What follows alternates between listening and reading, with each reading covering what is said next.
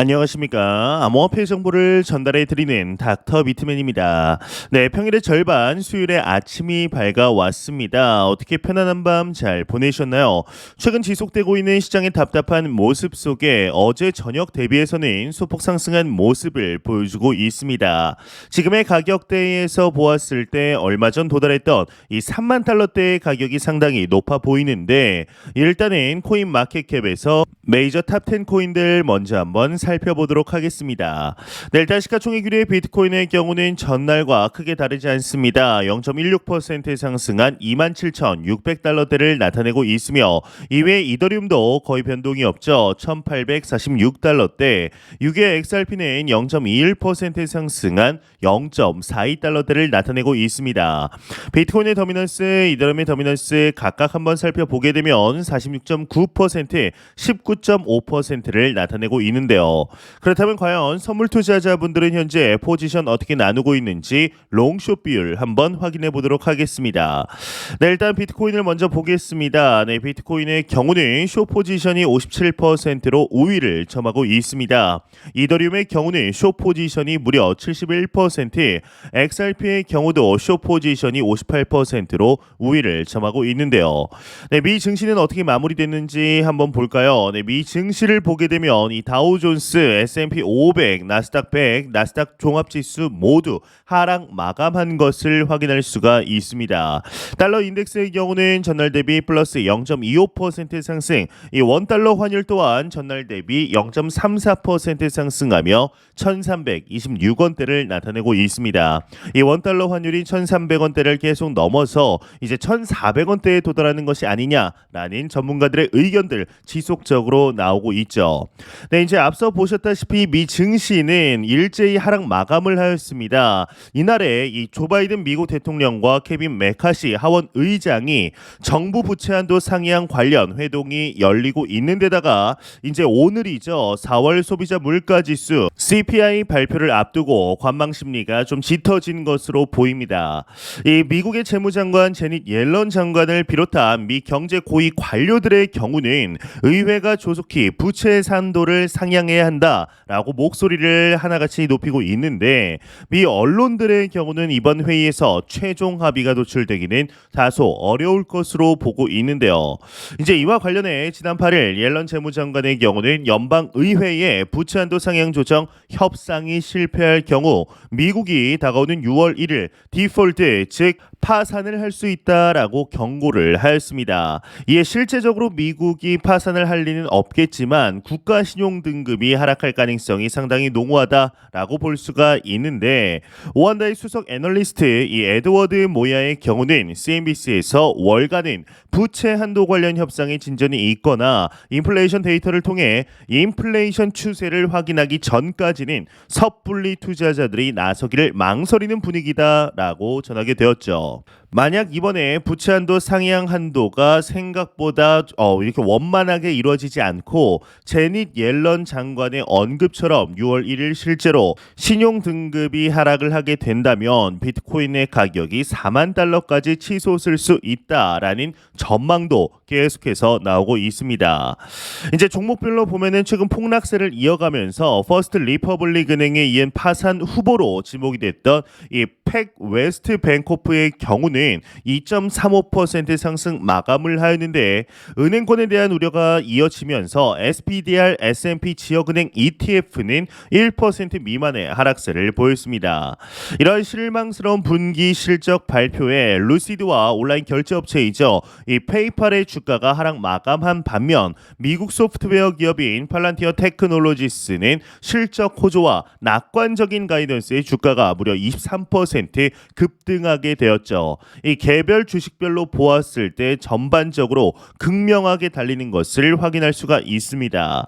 또한 애플의 공급 업체인 스카이 윅스 솔루션즈가 예상치와 동일하였지만 1분기 순이익과 이제 2분기 실적 전망치를 발표한 여파에 주가가 5% 하락한 가운데 퀄컴이나 브로드컴, 코닝 등 여타 애플 공급 업체들의 주가도 동반 하락하게 되었는데요. 이제 시장은 오늘 발표가 예정인 미국의 4월 4월 소비자 물가지수 이 CPI 발표에 촉각을 곤두세우고 있습니다. 이 월스트리트 저널 사전 조사에서 전문가들은 4월 근원 CPI가 전월 대비 0.4%, 전년 동기 대비해선 5.5% 올랐을 것으로 전망을 했는데 이 3월 전월 대비 0.4%, 전년 동기 대비 5.6% 상승에 비해서 약간은 둔화한 수준입니다.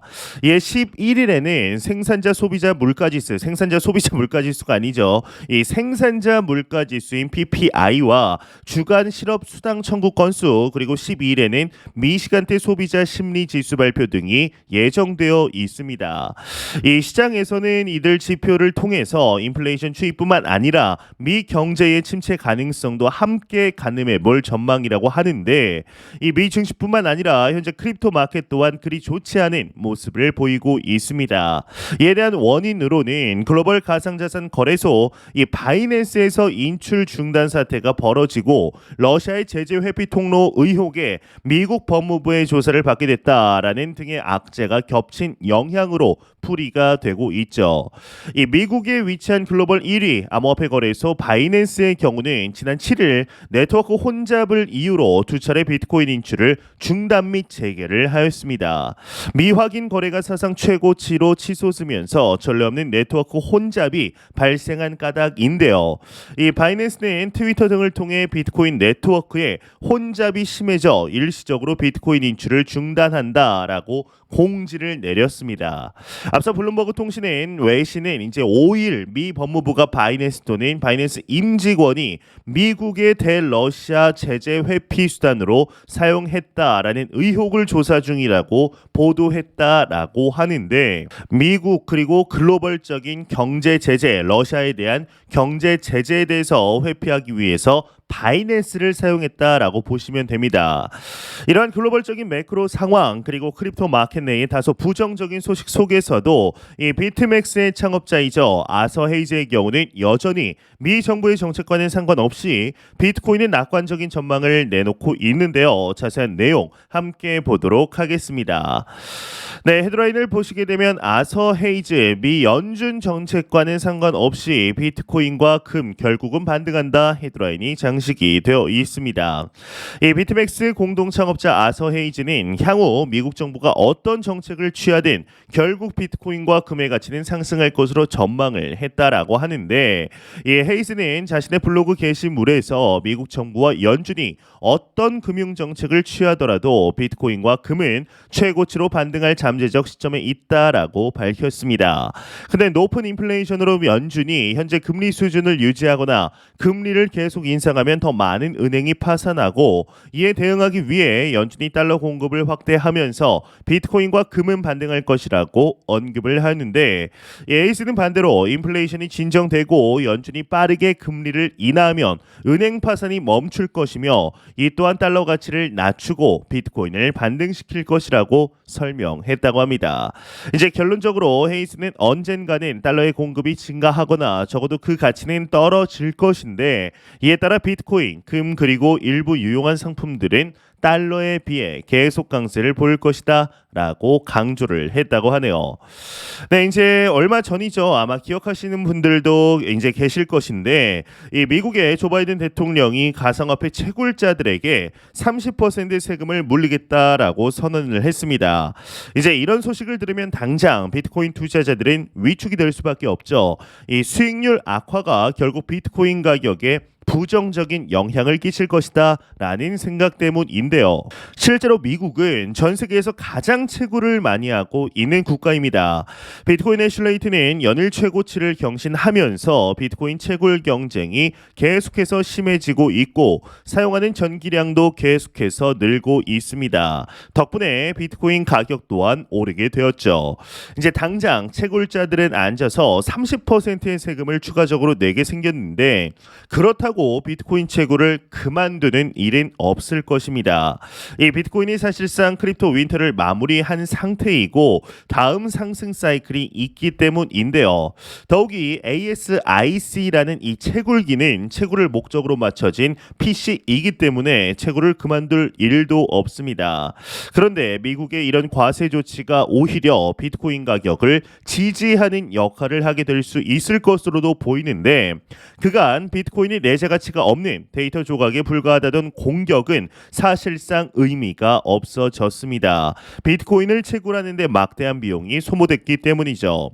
이 비트코인 채굴의 전기 요금이 이용됐다라는 것은 비트코인의 가격과 늘 비교되어 설명되곤 했습니다. 한때 비트코인 가격이 하락하면서 채굴자들이 내는 전기료와 비교할 때 수지타산이 안 맞는다라는 이야기가 나오기도 했었죠. 그렇다면 왜 채굴자들은 이러한 그런 상황 속에서도 비트코인을 채굴한 것일까요? 이는 비트코인이 상승할 것에 대한 기대감이 있기 때문인데요. 이 비트코인을 보유한 사람들은 당장 현금화를 위해서 매수하기도 하지만 그보다 훨씬 많은 사람들이 미래 가치를 보고 매수를 합니다. 미래에 가격 상승이 있을 것을 믿는 것이죠. 그런데 미국 정부가 채굴의 과세를 하게 되면 이 비트코인 채굴에는 이전보다 더 많은 비용이 들어가게 됩니다. 이 부동산 가격이 한창 오르던 과거를 한번 생각을 해보면 전 정부에서 이제 대출 규제에 세금까지 올리자 집주인들은 세입자들에게 그 비용을 고스란히 전가시켰습니다. 이제 결과적으로 부동산 가격이 더 오르는 결과를 가져오게 된 것이죠. 이렇듯 미국 정부가 채굴자들에게 부과하겠다는 30%의 세금은 고스란히 비트코인 가격의 상승을 가져오게 될 것이다 라고 생각을 합니다. 이 비트코인의 수건 사업 중 하나는 제도권 안으로의 편입입니다. 이렇게 되면 이 투자자들을 보호할 수 있는 최소한의 장치가 마련된다라는 점에서도 좋지만 그만큼 자산 자체에 프리미엄이 붙게 됩니다. 이 비트코인이 단순한 데이터 조각이 아니라 국가에서 인정하는 투자 자산이 되었기 때문인데요.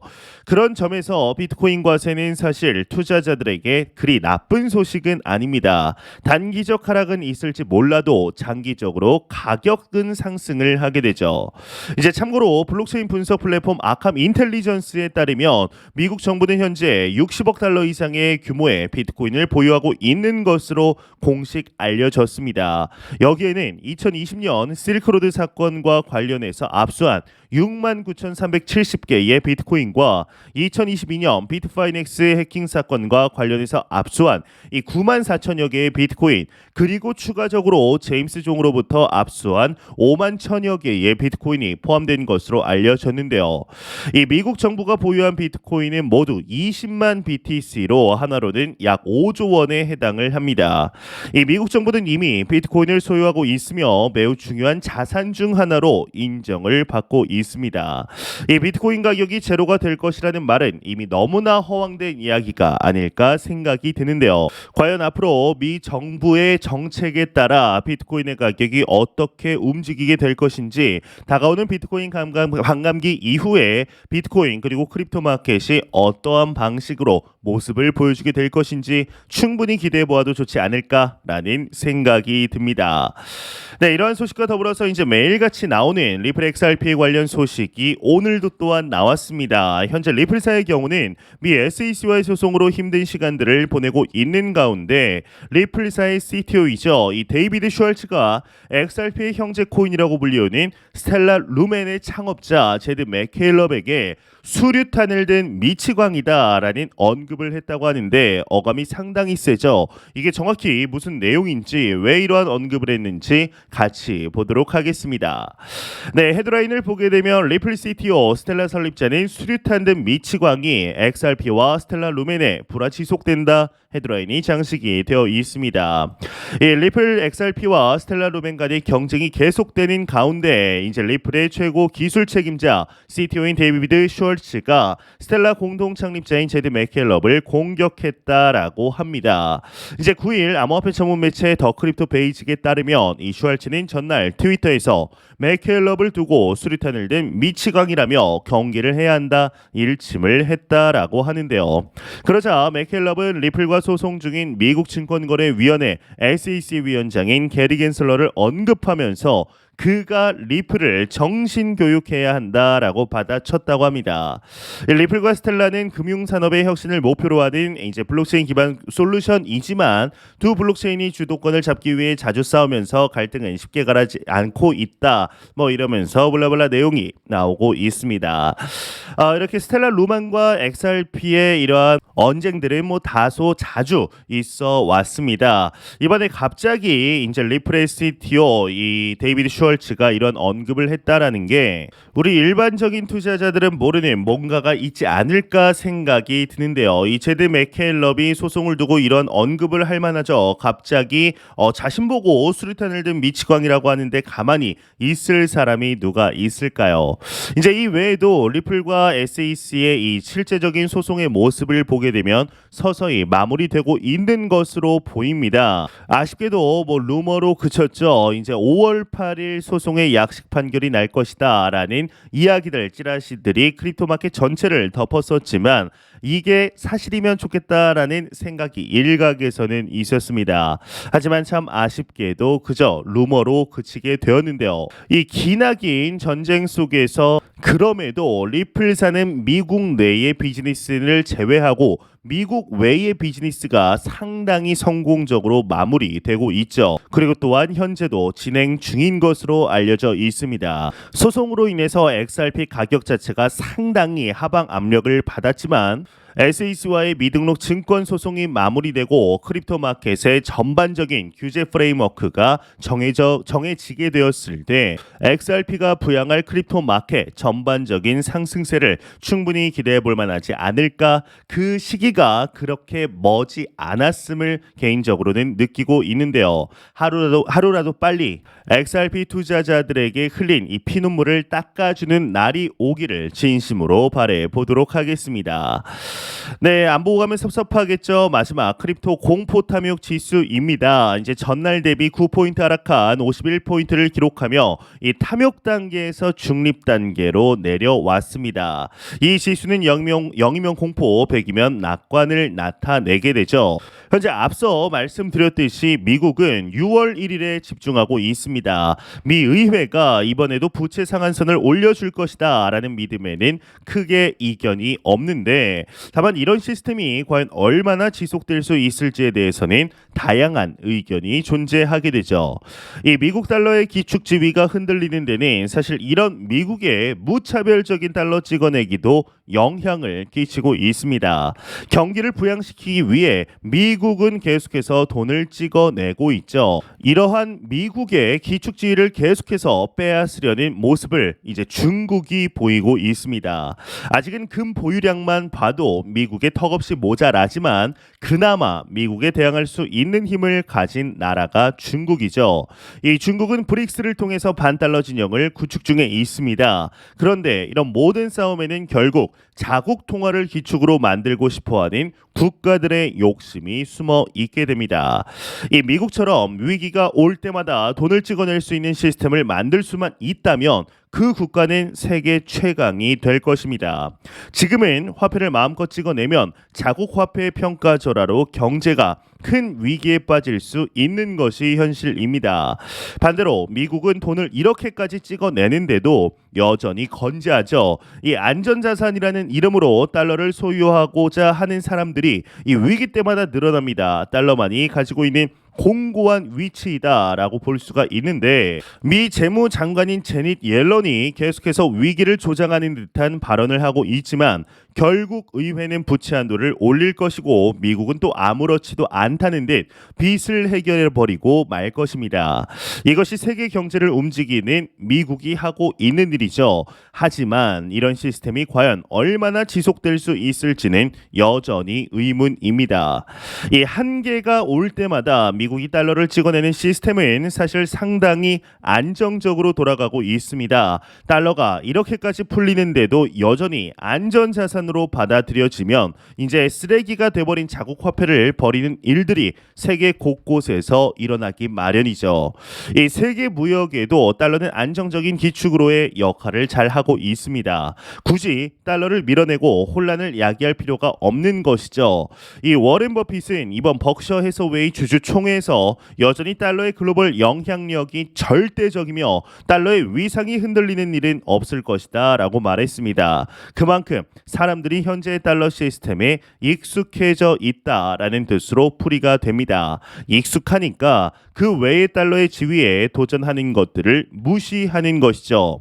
이 비트코인은 위안화나 유로화와 이제 비교할 때 기반도 없고 이번처럼 트랜잭션 처리에 트래픽이 걸리면 의심받기 일수입니다. 가격은 수시로 크게 변해서 과연 비트코인이 인플레이션의 해칭 수단이자 디지털 금이라는 별명을 붙이는 것이 합당하느냐라는 비판도 자주 받죠. 그런데 이제 한 가지 놀라운 사실이 있습니다.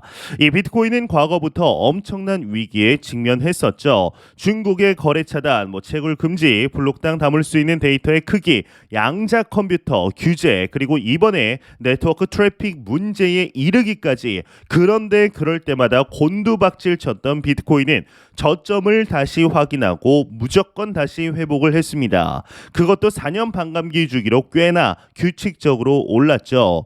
여기에는 어떤 이유가 숨어 있을 것일까요? 이제 비트코인이 탈중앙화되어 있는 이 전 세계로 어디로든 이동이 가능한 사실상 가장 안전한 디지털 머니다라는 사실에 대중들이 동의하고 있다라는 뜻이 됩니다. 이 위기가 닥치면 금을 보유해야 한다라고 말하지만 당장 약탈과 전쟁이 극심한 국가에서 개인이 금을 보유하는 일이 과연 가능할까요?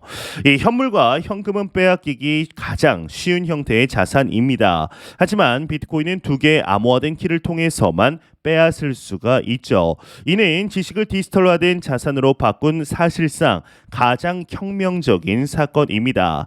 이 사실을 대중들도 자연스럽게 깨달아 가고 있죠. 경제 위기는 그런 점에서 비트코인의 상승에 긍정적인 영향을 끼치게 되는데요. 현재 우리는 크립토 마켓에 투자하는 우리는 전례 없는 기회 속에 살아가고 있습니다. 매 영상 말씀드리지만 절대로 단기적인 시각이 아닌 장기적인 시각으로 또한 오랫동안 함께할 수 있는 여유 자금을 통하여 투자를 진행하시길 진심으로 바라보도록 하겠습니다. 네, 제가 준비해온 소식은 여기까지입니다. 영상이 도움이 되셨다면 구독과 좋아요 그리고 광고 한 편만 처음부터 끝까지 시청 부탁드립니다. 이 채널은 오직 광고 수익으로 운영이 되게 됩니다. 항상 영상 시청해 주시는 시청자분들, 구독자분들 너무나 감사드립니다. 오늘 남은 시간 잘 마무리하시길 바라면서 저는 더욱 도움이 되는 영상으로 찾아뵙도록 하겠습니다. 지금까지 닥터 비트맨이었습니다. 감사합니다.